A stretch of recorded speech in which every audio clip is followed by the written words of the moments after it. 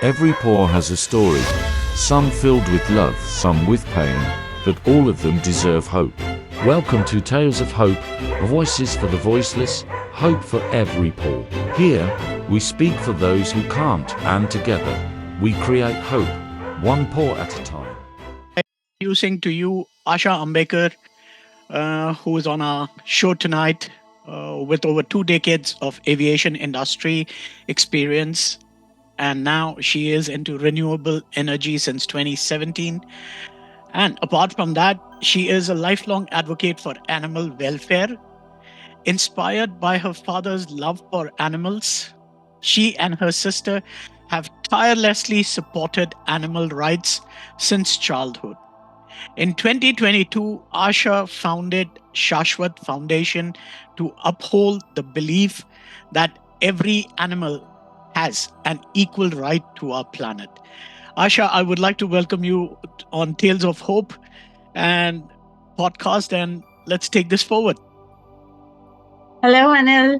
It's a pleasure to be on your platform, and I see this as an opportunity to advocate our cause for animals. Thank you so much. Absolutely. Let's get into it. Can we know what Asha Ambekar or what inspired your journey into animal welfare? As you already introduced me to the public, stating that since childhood, we've been advocating the rights of animals and we've had this love for animals.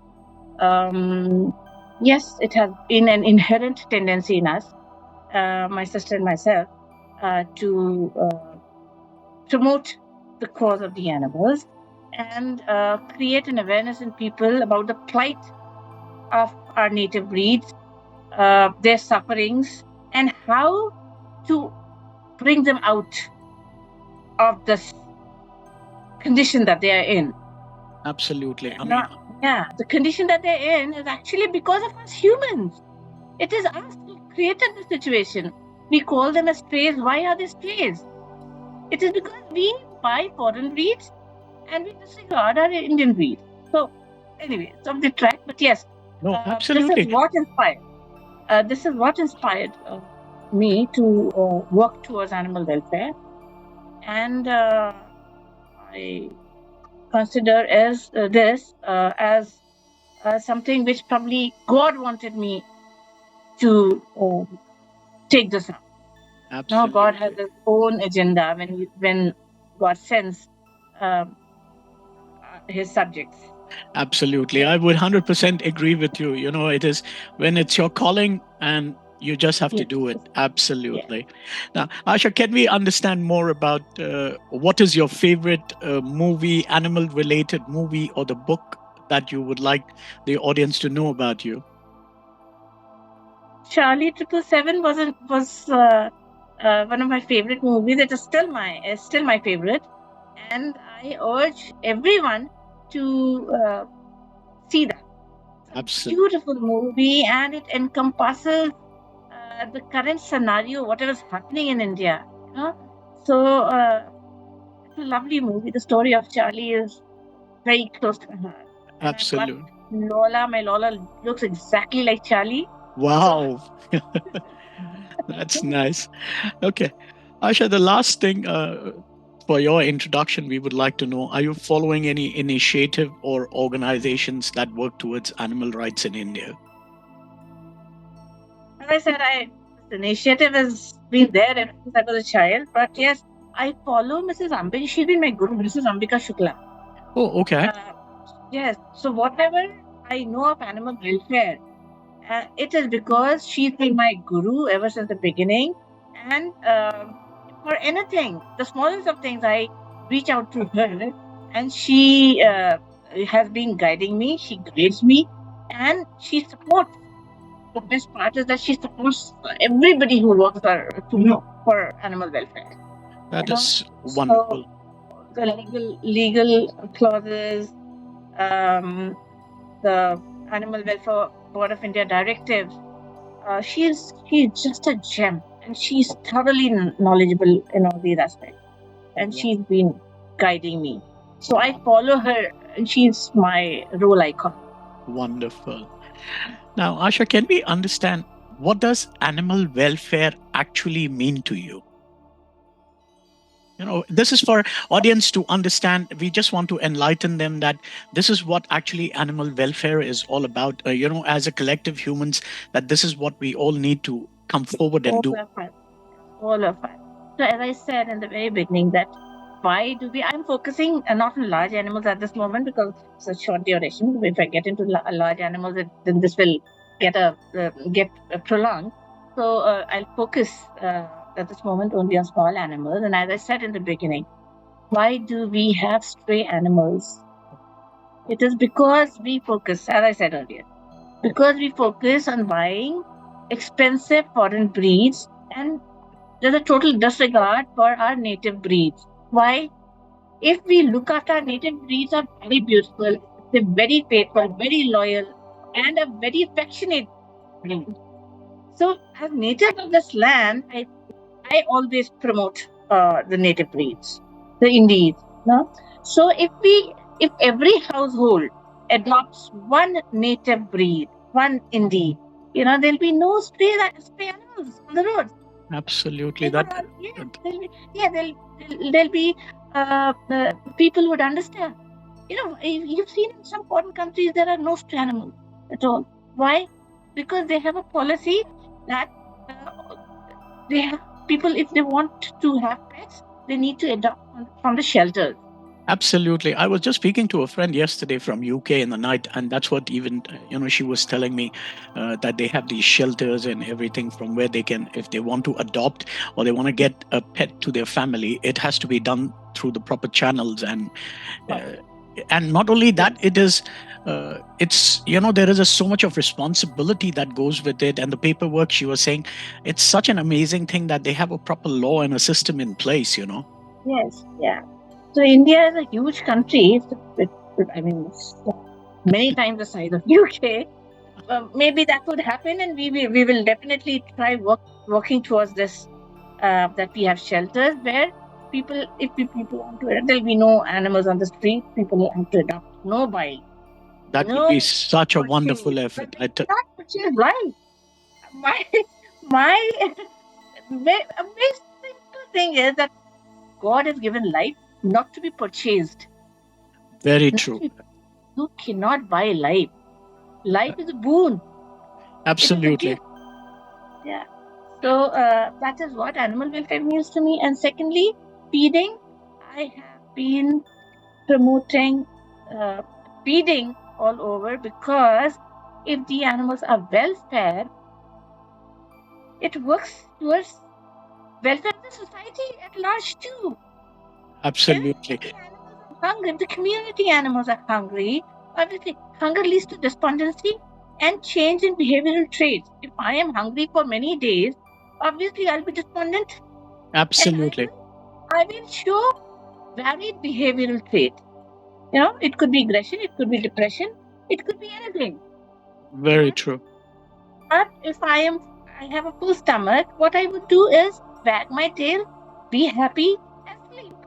Absolutely. 100% agreed on that. I urge everybody, whoever's watching, to please carry some biscuits, carry some food. Whenever you see an animal on the roadside, please be kind and compassionate. Give that animal a dog or cat a piece of biscuit.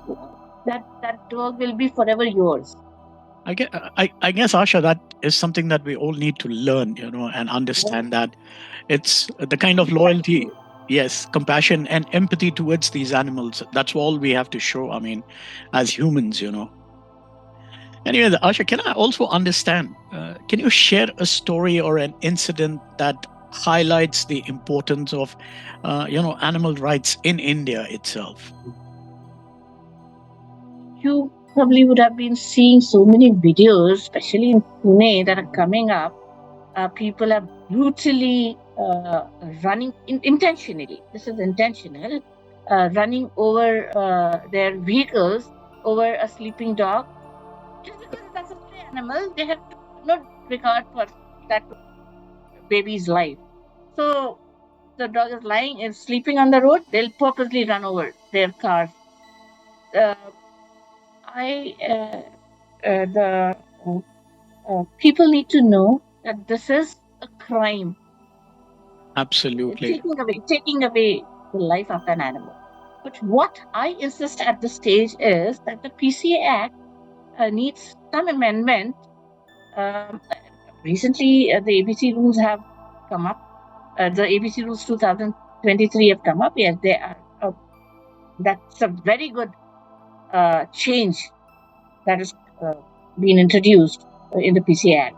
But at the same time, the penalties towards such crimes, the offenses towards animals, um, 50 rupees fine or a 10 rupees fine is nothing. And people, uh, it does not discourage people. In fact, people say, oh, 10 rupees dekar nikal jaunga. Today, I mean, I guess even, very true. Even if you want to buy a vada pav, that is also about 15 rupees. So, we're looking at, which is very negligible, I guess. Nothing. And this is a life that we're talking about. Very true. Every living being on this earth, on this planet, has the right to live with dignity. Various court rulings have said that animals have a right to live with dignity, the same dignity that we uphold. Absolutely. So the same laws are applicable in the case of animals. So why would an animal's life be taken away so mercilessly? This saddens me, and various sorts of people on this in this country, I would say, that have no regard, no value for life, just because that's a dog or a cat. Just because he cannot, I mean, they cannot talk, or just they cannot They say cannot talk. They cannot say the misery that they go through. Absolutely. Asha, can I ask you, what do you think are the key challenges that the animals face in India today? We're just being very specific. What are the challenges these animals face, and how they can be addressed? By as humans, by all of us. Challenge number one: food. Agreed. They're deprived of food. They're deprived of food because earlier there used to be garbages, but now that the garbages are covered, the drains are covered, so they have no access to even dirty water. The garbage, the garbage is closed. They cannot even forage for food. So unless we give them food, unless the dogs and the community animals, dogs and cats, they would always live close to human habitats because they're dependent on humans for food. Absolutely. Ever since this earth has evolved, uh, dogs dogs have lived with humans. So true.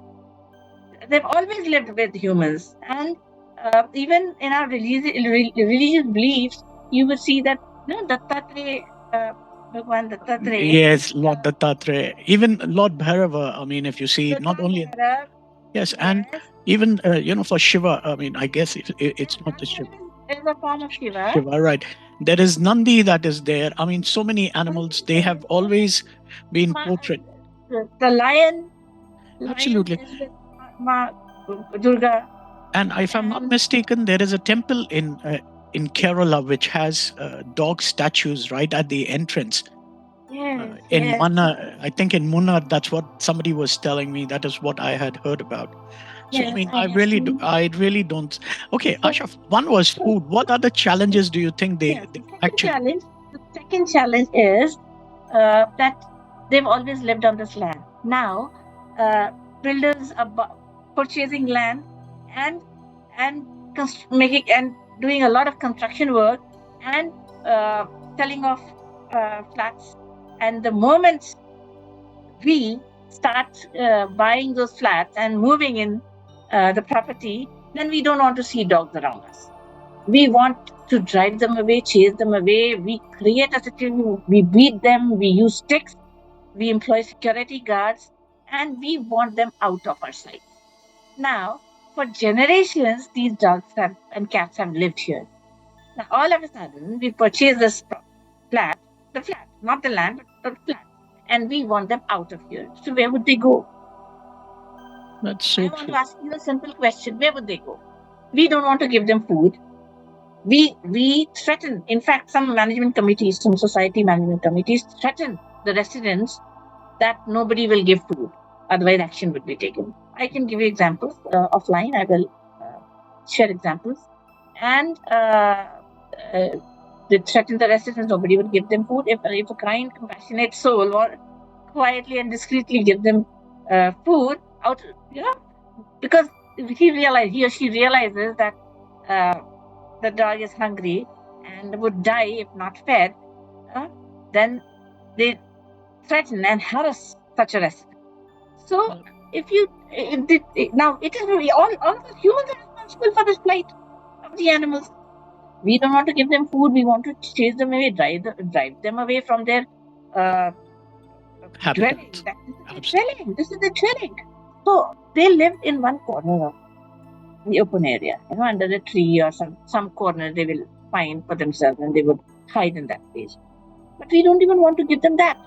We want to beat them, drive them away, and what not. So this is the biggest challenge, the basic need of an animal is what? Just like humans. Beauty or makan.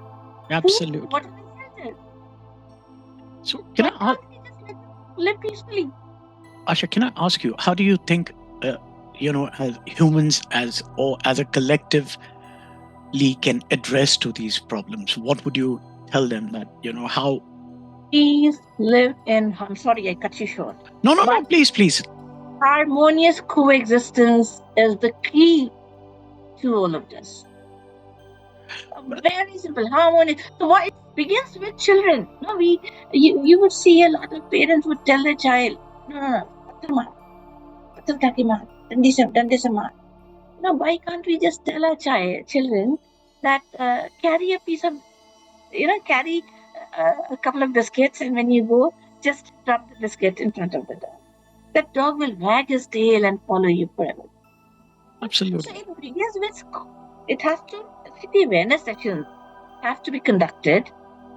It should begin with schools and in societies, and PMC has also released awareness notices. Okay. Awareness notices that are displayed. Even PCMC has done that, displayed at strategic locations and police stations.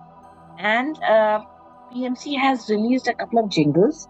And I was talking to Dr. Sarika Pandey of PMC. She's the Chief Veterinary Officer. And about these awareness sessions. And she said that they've just started conducting awareness sessions in government schools. They've done a couple of sessions in Hadapsar. And they have made some video, which I've asked for. And on Monday, I'm going to get that video.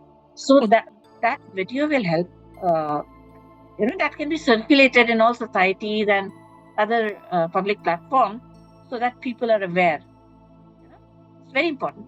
Absolutely. Now, Asha, coming back to this whole thing, as you were mentioning about prevention for cruelty acts, which was laid down in 1960. Yes. Do you think it is effective in protecting animals today? See, the laws are there, but as I said, the penalties are negligible. It's so negligible that unless we increase them to 25,000, 50,000, or 75,000, fear. It has to instill a fear in the offender's mind that if I do this, if I hit the animal or if I kill the animal, I can be penalized to this extent.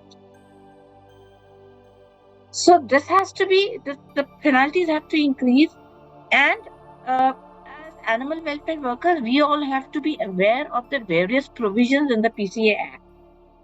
True. And the BNS. There are various provisions in the Bharatiya Nyaya Sanhita and the PCA Act. Section 11 specifically has a lot of provisions, and we need to be we have to be thorough. Very recently, my team, the Shashwat Foundation, and a couple of members, even you were there. So I know. We went to the Hadapsar police station and conducted a workshop. Very true. On on the PCA Act and animal welfare laws. So the Hampshire police sincerely appreciated our efforts, and they had a lot of queries, and we had an exchange of thoughts. Absolutely. I remember that very well. Very interactive. Yeah, very interactive. And this is how we unless we engage in conversations and engage in interactions, people would not know. So true. So this has to be cascaded down, especially the Section 11 of PCA Act. Of course, we are writing to the government for amendment in the penalties, and I hope to see a major change soon, maybe this year. Well, let's keep our fingers crossed. Keeping coming back to the whole thing, do you think there is enough being done to promote the awareness amongst the general public? What are the rights? I mean, like you said, PMC is doing jingles, but do you think that is enough? Don't you think we need to, or do you think we need to do more towards it? Lots needs to be done. PMC is trying to do whatever possible in its capacity. Of course, we're writing to PMC every single day, and PMC is very supportive. At the same time, it is every individual responsibility. As you said, it's a collective effort. Absolutely. So it's every single person's responsibility, and the NGO, especially the NGOs that are working towards animal welfare. All of us, my NGO is working very hard.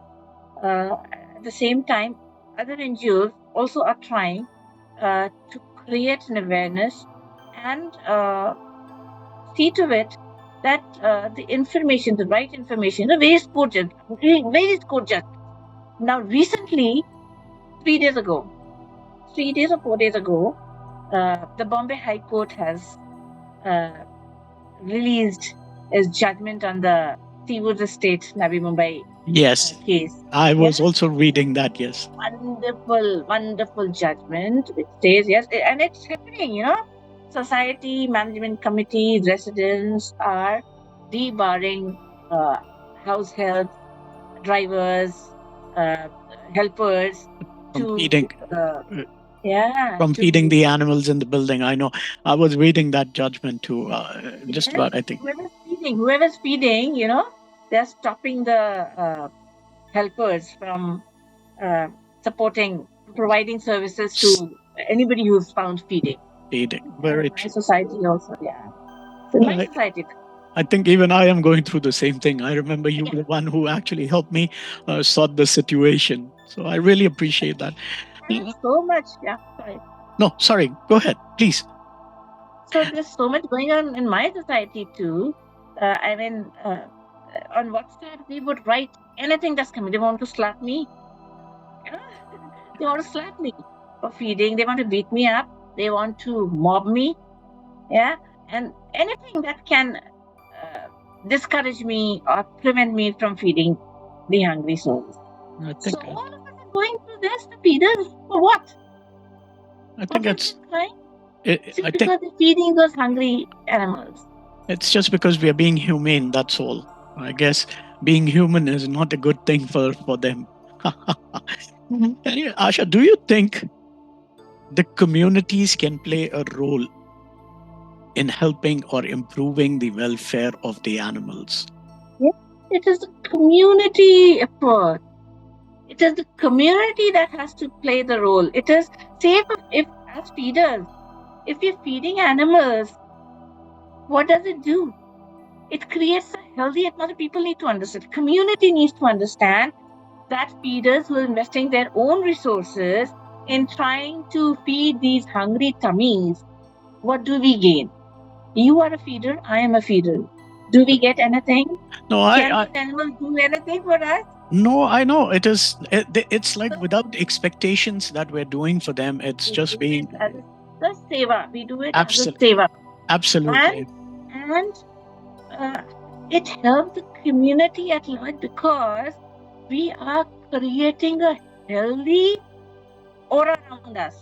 if the animals are well fed, they're vaccinated, they're well looked after, they are dewormed, they're provided medical aid timely, we create a disease-free environment around us.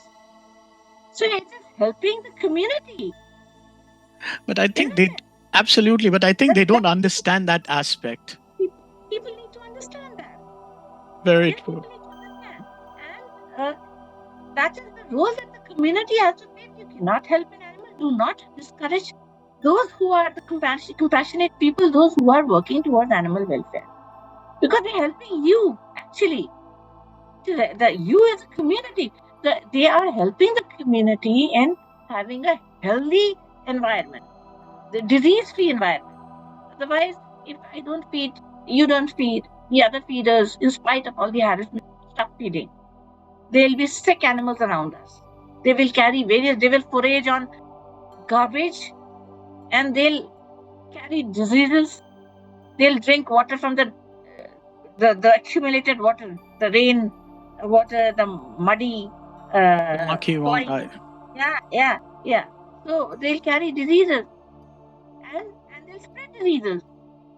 Would that be in the best of our interests? Well, I don't see. I mean, I don't see it as going to be in the interest of the community as a whole. But I guess a lot of people still don't get it. Yes. Well, So I that is. want people to the community to understand that uh, any flesh and blood on this planet needs food. I think that is the basic Three requirement. basic requirements. Yeah, food, shelter, and water. So hunger is very, very, very sad. Hunger has been repeatedly saying hunger leads to despondency and change in behavioral activity. Absolutely. In man and animals alike. It's the same, I guess. I mean, you see, at least with us, if we are hungry, we can go into the kitchen and make our food. But I think Or we can ask for food. We can ask for food. Yeah. But what happens? If a dog is chasing you because he sees you carrying something, he's expecting that, at least I'll get something out of it, sort of thing. Yeah. But what we do is term it as an attack. Oh, the dog was attacking me. The dog was following me. The dog was attacking me. So the terminology, look at the terminology. Yeah, I think that is what the community as a whole needs to understand, that, these are the things we need to have more empathy towards. Asha, now, can I ask you something? I mean, this is what the community can do. Community has to play an important role. But do you think the corporate culture or the organizations can also contribute towards animal welfare, or what are the things that they can do? Very, very valid question. Yes, corporate organizations have a very vital role to play. First of all, these organizations, the corporates, can conduct awareness sessions in their offices. Every employee, every organization has this POSH. A POSH Act, yes. Act, yeah. They have a committee and the committee as well in every corporate. This is my personal suggestion, and I urge through this podcast, I urge every corporate and organization to have a session on animal welfare activity. Promote animal welfare by conducting awareness sessions, and also the corporates can help the NGOs like us. Shashwat Foundation is desperately looking out for funds. Similarly, other NGOs too. So we need funds to help animals with food, with shades, and with treatment facilities. True. Because you would see what we do. I'm talking about my NGO, Shashwat Foundation, that we pick up roadside animals that run over by vehicles, or animals that look sick and in critical condition. We pick up and we take them to various other animal hospitals and get them treated, and we bring them back and release them to the point of pickup, from wherever the dog was picked up or the cat was picked up. Now, all this activity needs funding. Absolutely. So without money, we cannot do anything. That is So so true. we look, so we appeal to all the corporates, the organizations. They have CSR activities. If they can support us, it would be a blessing in disguise. So many animals would get help. We need ambulances. They're looking for ambulances. So uh, if the companies can donate an old vehicle, that would also help us. I am sure. Yes, any um, HPCL or Indian Oil, they can donate fuel every month. I know that's a great suggestion. I think we should be all taking it up, because that's an excellent suggestions. Because I guess, as individuals, we all have limited resources that we need to work with. I am sure if the corporates can come forward, I'm sure it would be really helpful for all the feeders and everybody, who are taking care of these. Community, that would help. Yes. Yeah. So if you see a dead animal or a sick animal lying on the road, you'll see people passing by turning away. They'll just look at the bleeding animal and look away. Well, to be honest, And walk. I think our society, I was just reading this morning, one of the ladies, one of the senior, some corporate lady, she had an accident on the Bombay Pune Expressway, and she was lying there. The car had an accident, and it's there in today on the internet, one of the articles, that not a single human soul stopped their car to help them. I mean, imagine what humanity is coming to. Imagine the apathy. Absolutely. I mean, where are we heading with this? I mean, even if we can't forget, we're talking about animal welfare, but if we can't even support our fellow human being, I think animals, it will not even come to our brains. I mean, I think there is something wrong with the community as an overall, I think. Very sad. Very sad.